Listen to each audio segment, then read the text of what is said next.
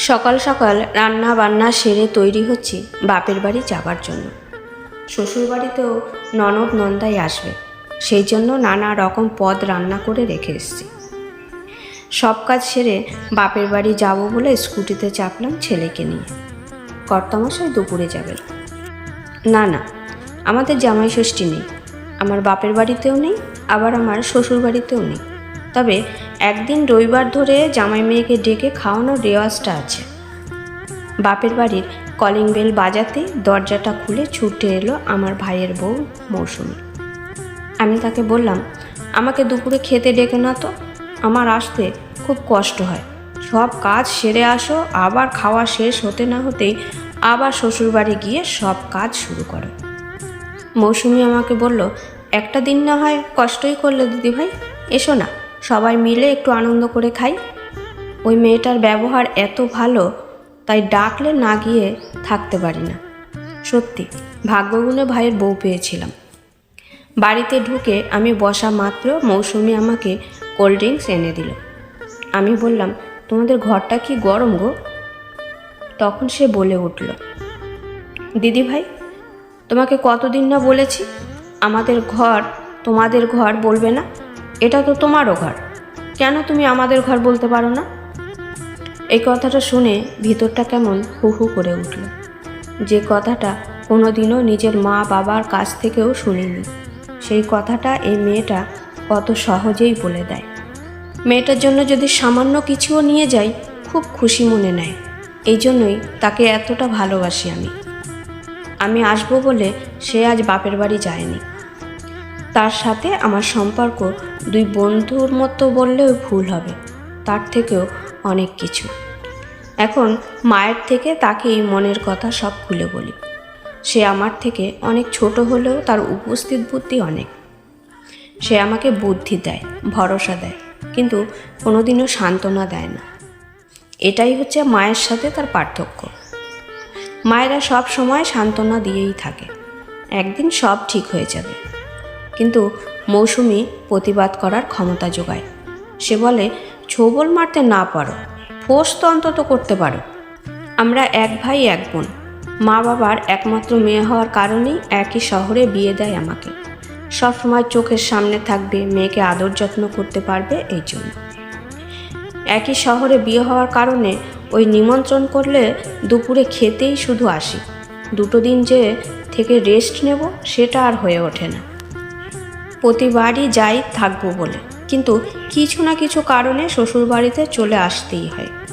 মৌসুমির সঙ্গে যেমন আমার সম্পর্ক, আমি চাই আমার ননদের সাথেও যেন আমার এই রকম সম্পর্কটা হয়। কিন্তু জানি না কেন আমাকে আমার ননদ পছন্দ করে না। শুধু আমাকে বললে ভুল হবে, নিজের মায়ের সাথে বা দাদার সাথেও ওর বনিবনা হয় না। বাপের বাড়িতে এলেই শুধু মা ও দাদার সাথে ঝগড়া করতে থাকে। যতই দামি দামি জিনিস দাও না কেন, ভালো মন্দ খাওয়াও না কেন, কিছুতেই সন্তুষ্ট হয় না আমার ননদিনী। আর আমি যদি 10 বার জিজ্ঞাসা করি, কেমন আছো বুনি, খুব কষ্ট করে অনিচ্ছাকৃতভাবে উত্তর দেবে, ভালো আছি। সেই জন্য আমার শাশুড়ি মাও বলেন, তুমি যেদিন বাপের বাড়ি যাবে সেই দিন ওকে ডাকবো, না হলে আবার চূড়ান্ত অশান্তি করবে। আমার শাশুড়ি মায়ের মনে যেন কেমন একটা আতঙ্ক হয়ে থাকে। তার মেয়ে বাড়িতে এলেই এই বুঝি কোনো না কোনো বিষয় নিয়ে ঝগড়া করলো। যাই হোক, এবার দুপুরে খাওয়ার পালা। বাবা, ভাই, আমার ছেলে ও আমার বর খেতে বসেছে। ওদের খাওয়া হয়ে গেলে আমরা 3 জন, মানে মা, আমি আর মৌসুমি খেতে বসবো।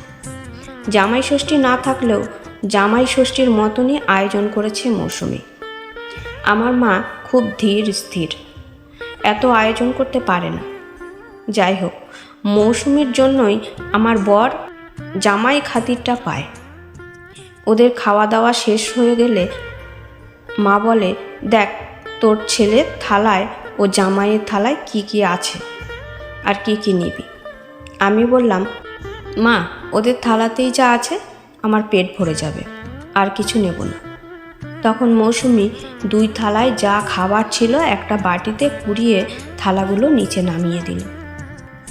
আরে কি করছো তুমি, ওগুলো নামিয়ে দিলে কেন, আমি তো খেয়ে নিতাম। মৌসুমি বলল, শ্বশুর বাড়িতেও তো উচ্ছিষ্ট খাবার খেয়েই পেট ভরাও, এখানেও এসেও কি উচ্ছিষ্ট খাবারই খাবে? এমনিতে তো আসো না, একটা দিন তো ভালোভাবে খাও। কথাটা শুনে আমার চোখের কোণায় জল চলে এলো। উচ্ছিষ্ট খাবার খেতে খেতে কেমন যেন একটা অভ্যাস হয়ে গেছে। বিয়ে হওয়ার পর থেকে কোনো দিনও ভালোভাবে নিজের জন্য সাজিয়ে গুছিয়ে খাবার খাওয়া হয়নি। যাই হোক, মেয়েটা তো আমার জন্য অন্তত ভেবেছে। এদিকে আমার বর মশাই খাবার খেয়ে বাড়ি চলে যায়।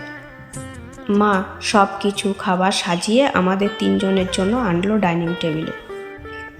মৌসুমি দেখলো রাতের জন্য মা আলাদা করে মাংস তুলে রেখে আমাদের তিনজনের জন্য মাংস এনেছে। তখন সে বলে উঠল, মা, মেয়েরা কি মানুষ নয়? ছেলেরা বাড়িতেও ভালো মন্দ খাবে, আবার শ্বশুরবাড়িতেও ভালো মন্দ খাবে। মেয়েরা যদি বাপের বাড়িতেও একটু ভালো না পায়, তাহলে শ্বশুরবাড়ির দোষ কী? তখন মা বলে উঠল, কেন, তুই কি মাংস নিবি বল, আমি তোকে দিচ্ছি। তখন সে বলল, মা, আমি আমার কথা বলছি না, তুমি তো না খেয়েও আমাকে দাও, কিন্তু দিদি ভাইকে তো একটু ভালো দাও। মা তখন বলল, না রে, ও এত মাংস খায় না, তাই কম দিলাম। তখন মৌসুমি বলল, কারো মাংস পছন্দ নয় এটা খুব কম মানুষেরই হয় মা, হয়তো দিদিভাই শ্বশুরবাড়িতে পায় না বলে অভিমান করে মাংস খাওয়া ছেড়ে দিয়েছে। শ্বশুরবাড়িতে খাক বা না খাক, বাপের বাড়িতে অন্তত এসে খেতে তো পারে একটু। এই কথা শুনে মায়ের চোখে জল চলে আসে। মা বলে, সত্যি, তোর মতো করে কোনোদিনও ভাবিনি রে। তখন মৌসুমি বলে, ভাবনি বলেই তো দিদিভাইয়ের এত কষ্ট। দিদিভাইয়ের জন্য সব কিছু থেকেও কোনো কিছুই নেই। ওদের দুজনের শাশুড়ি বৌমার বন্ডিংটা দেখে আমার খুব ভালো লাগে। সত্যি, এখনকার শাশুড়ি বৌমার মধ্যে খুব ভালো একটা বন্ডিং দেখা যায় না। খাওয়া দাওয়া করে শুতে যাব, এমন সময় আমার বরের ফোন এলো। সে তার এটিএম কার্ডটি খুঁজে পাচ্ছে না। ফোনে খুব চিৎকার করতে লাগলো।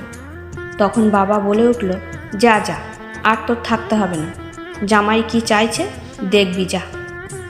মৌসুমি তখন বলল, না দিদিভাই, যাবে না, জামাইবাবু নিজের জিনিস নিজেই খুঁজুক, দিদিভাই তো আর রাখেনি। আর আপনাদের এই ভয়ের কারণেই দিদিভাইয়ের শ্বশুরবাড়ির সবাই পেয়ে বসেছে। সেদিন কিছুতেই আসতে দিল না মেয়েটা আমাকে। আর সত্যি, আমার বর নিজের জিনিস নিজেই খুঁজে পেল। মৌসুমি আমাকে বলল, দেখো দিদিভাই, তুমি ভয়ে ভয়ে থাকো বলেই ওরা তোমার উপরে জোর খাটাতে পারে। প্রতিটা কাজ তুমি ওদের হাতের সামনে এনে সাহায্য করো, একটু হলেও তোমার অভাব ওদের বুঝতে দাও। তুমি যদি নিজেকে সস্তা করে ফেলো, তাহলে তোমাকে কেউ সম্মান দেবে না। একটু নিজেকে নিজের দাম দাও, দেখবে সবাই তোমার মূল্যটা বুঝবে। আমি কথাগুলো অবাক হয়ে শুনতে থাকলাম। কি সুন্দরভাবে, সহজভাবে সত্য কথাগুলো বলল। এইভাবে যদি প্রতিটা নারী বুঝতো, তাহলে কেউ কোনোদিনও কারো কাছে গুরুত্বহীন হয়ে পড়তো না। আমি নিজে মনে মনে ভাবলাম, অনেক সস্তা হয়েছি সবার কাছে, এবার শুধু আমার বদলানোর পালা। কলমে তনুশ্রী পাল।